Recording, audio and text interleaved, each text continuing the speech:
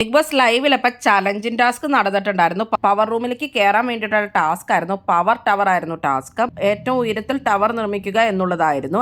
അപ്പൊ ഡെൻ ടീമാണ് ജയിച്ചിട്ടുള്ളത്. നമ്മുടെ ജിൻഡോയുടെ ഒക്കെ ടീമാണ്. ജിൻഡോയും അൻസബിയും ആയിരുന്നു ആ ടീമിലുണ്ടായിരുന്നത്. അപ്പൊ ശ്രീധുവിനോടും സപ്പോർട്ട് ചെയ്യാൻ വേണ്ടിയിട്ട് ബിഗ് ബോസ് ആ ടീമിൽ ചേർന്നോളാൻ പറഞ്ഞു. കാരണം 3 ടീമിലും 3 പേര് വെച്ചാണ് കളിച്ചിട്ടുണ്ടായിരുന്നത്. സെക്കൻഡ് കിട്ടിയത് നമ്മുടെ ടണൽ ടീമിനാണ്. സായിയും അഭിഷേക് ജയദീപും അഭിഷേക് ശ്രീകുമാറുമായിരുന്നു അതിൽ കളിച്ചിട്ടുണ്ടായിരുന്നത്. കളിയുടെ ഇടയ്ക്ക് അപ്പൊ അഭിഷേക് ശ്രീകുമാർ ജിൻഡോനെ ലോക്കൊക്കെ ചെയ്തിട്ടുണ്ടായിരുന്നു.